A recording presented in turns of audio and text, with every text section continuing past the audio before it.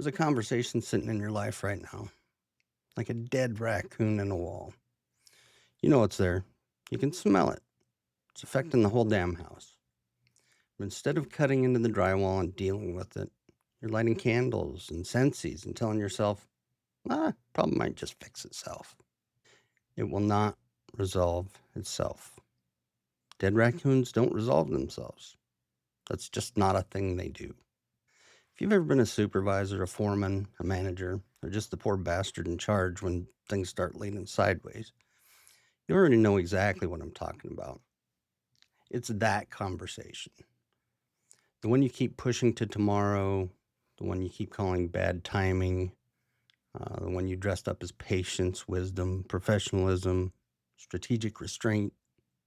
When really deep down, what you mean is, I don't want to have this awkward ass conversation with a grown man before lunch. That's what this is about. You know, that specific one. I had one years ago that started out small enough. I convinced myself it wasn't worth making a big deal over.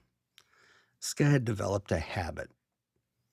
Every morning he'd disappear into the bathroom for like 45 minutes right after lineup. Not 10 minutes, not a normal man handling business amount of time. 45 minutes. Every single day. And when he'd come back out, he'd act exhausted, like he'd just returned from his third tour of Vietnam. At first, I ignored it because honestly, there are certain workplace conversations no human being wakes up excited to have.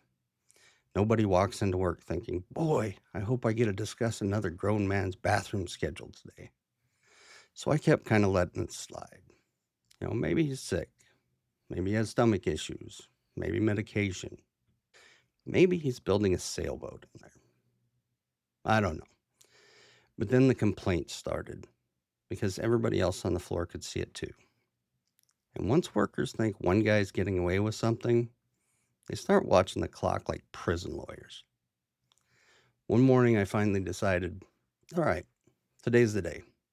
We are dealing with this. So I go looking for him. Bathroom, of course. I walk in there ready to have this serious supervisory moment and immediately hear what sounds like a full Vegas casino happening inside the stall. This man had bought a portable Bluetooth speaker, a breakfast burrito, and an iPad into the shitter like he was checking into the Marriott. I'm standing there listening to slot machine noises through a bathroom stall at 7:30 in the morning, trying to figure out how my life turned into this. And then, and this is true, he yells from inside the stall, "You got to see this video." Brother, there is no version of reality where I need to see a video bad enough to continue this conversation through a bathroom partition. And I remember standing there thinking, how long has this become normal? Because that's what avoidance does. It slowly turns insanity into workplace atmosphere. Now we're all just adapting ourselves around a man running a one-bedroom apartment out of stall number 3. And the reason I hadn't dealt with it sooner, it wasn't wisdom, it wasn't strategy. I just didn't want the awkwardness. That's it. Just didn't want it to be all awkward. Maybe I should catch him when things are calmer, I thought. Maybe after the weekend, maybe after the shift. Maybe after Mercury gets out of retrograde. Whatever the hell that is. That's how it goes. You start by postponing it one day, and before you know it, you've built an entire fantasy football season around not saying one uncomfortable thing to a grown adult. And the lie underneath all of it is always basically the same. I'm being patient. No, you're not. You're not being patient in the least. You're scared it's going to get weird. You're scared he'll get defensive. You're scared you'll say it wrong. You're scared the whole thing will sit in the air like a hot fart in church and everybody's just going to stand there.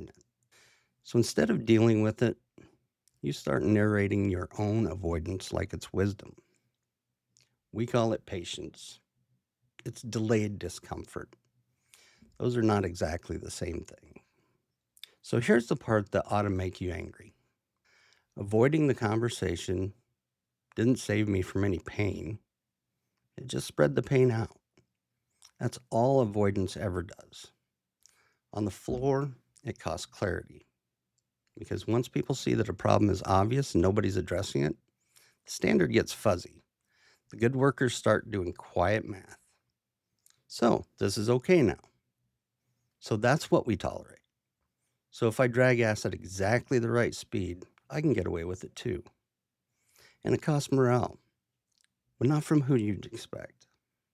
The lazy guy doesn't care. The problem guy is busy being the problem.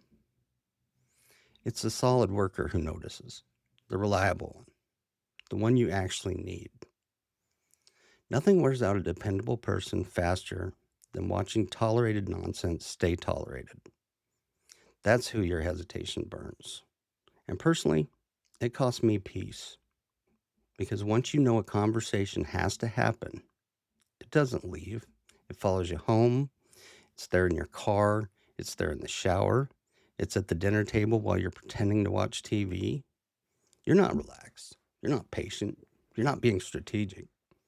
You're carrying a cinder block around, telling yourself you're waiting for the right time to put it down. Put the damn block down already. So here's what finally forced it. So what finally made me deal with it. Same thing that forces most hard conversations. The problem got louder than my excuses. One of the good workers caught me coming out of the office one morning and just gave me that look. You know the one. The disappointed little half nod people give when they're trying to figure out whether leadership actually means anything around here. That look will sober you up fast. Because now it's not just about the one guy anymore. Now your whole crew is getting an education from your silence. And that's when it hit me. The conversation wasn't getting easier because I was waiting. It was getting heavier. That's the scam. You keep thinking time is helping. You build up to it. Time is just letting the mold spread. By the time I finally dealt with it, I've been paying interest on that conversation for weeks. That's the price of avoidance. You pay for it before you ever have it. And here's the part that's almost insulting. It didn't go nearly as bad as I built it up in my head. In my imagination, this thing had become a hostage negotiation. I'd pictured defensiveness, drama, a full coalition of hurt feelings, and possibly a small fire. What it actually was just kind of uncomfortable. That's it. Tense, maybe. Awkward, definitely. That fake surprise look people do when they've been getting away with something long enough that accountability feels rude. But once the truth was on the table, the pressure dropped. Just like setting down a sack of potatoes. Not because it was fixed. Not because we hugged it out, but because reality was named. Everybody knew where things stood. Even a hard conversation ends the fake peace. And fake peace, let me tell you, is expensive. It looks calm on the outside. But underneath, everybody is making their own private calculations about what the rules actually are and whether you mean what you say. And that's no way to run a crew. So here's what I know now. The conversation I dreaded was almost always worse in my head than it was in real life. But the damage from avoiding it, that was real. That was usually worse than the conversation itself would have been. Because leadership is not avoiding tension. Leadership is using tension before it turns into decay. And avoidance is not neutral. It is active damage with nicer branding. So rip the damn drywall open, deal with that damn dead raccoon, and get your house back. That's hard hat philosophy.